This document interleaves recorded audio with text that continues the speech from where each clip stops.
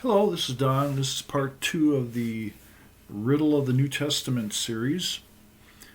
This one's going to be dealing with the historical Jesus, or at least my take on it from reading this book titled The Unfinished Gospel by Evan Powell. Notes on the quest for the historical Jesus. Now, the Making of the Bible book that I've been discussing states that the gospel was originally an oral tradition. It was not written down, but around 90 AD or so, all of the apostles were dying out, so they wanted to create a permanent record that they could use for missionary work, is the basis for the New Testament, in my understanding. So now I'm not going to go into great detail on this unfinished gospel, but basically the main idea is that the Gospels of Mark and John, when they decided to make the New Testament, there were two factions, the disciples of John and the disciples of Mark. And they came up with these Gospels. It's believed that the Gospel, previously everybody believed that Mark was the first Gospel and that the other three Gospels derived from were different versions of that original gospel. But as it turns out, now it's pretty much been affirmed that the Gospel of John was the first gospel. So there was this rivalry between the two factions, and it turns out Mark won. Originally, the Gospel of Mark that we now have in our Bibles had no resurrection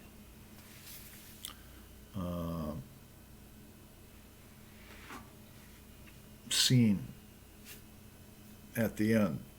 It just stopped where the women ran from the tomb in complete horror, terror, whatever. And so, if you look in commentaries and things, it'll mention that later on an ending was added to the book of Mark. So, is that the way Mark wrote his testament or his gospel without an ending, or without the resurrection of Jesus? Probably not. What happened was, this is what Evan Powell speaks on. The missing part of Mark was moved over when they made this decision to go with Mark's gospel as the primary one. They didn't totally do away with the Gospel of John. What they did was they just moved the ending of Mark over to the book of John and kind of edited it a little bit so that it would fit in with the rest of the book. So that it's impossible now to put those verses back in their original place and have it make sense. So then, what else can I say about John? There are many things in the book of John where it shows that the disciples of John considered themselves to be the the heirs of Jesus. They were the ones that were supposed to be in charge or whatever. But so if you read the Gospel of John in detail, you'll see all these things where they're proclaiming, or they're saying that they're the true disciples or whatever. But it turns out Mark. So when you look at Mark, this is the interesting thing, is that Mark talks about the beginning of the gospel. At the beginning of the gospel, it's basically just John the Baptist. You think the gospel is talking about Jesus, so Jesus must be there at the beginning. Like when John says, in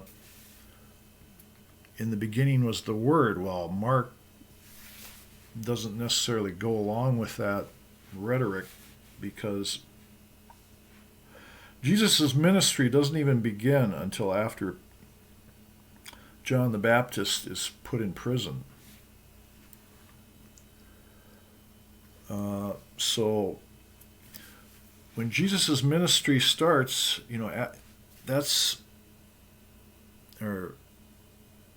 when Jesus is baptized by John the Baptist,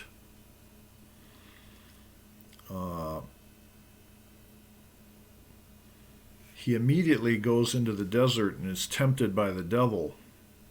And so it's a very spiritual warfare going on here throughout the book of Mark. It's more spiritual than it is historical. He's not trying to, it's kind of a misnomer when people say the historical Jesus. Well, it never was meant to be historical. It's supposed to be a spiritual battle between God and Satan and all this stuff. And so if you read this book, all this stuff will make a lot more sense. And you can see the context of the early church, what was going on there. And so you've got these letters and you've got these gospels. And so like right around AD 90, this all started coming together, and that's when the New Testament was written. Thanks for watching. Bye.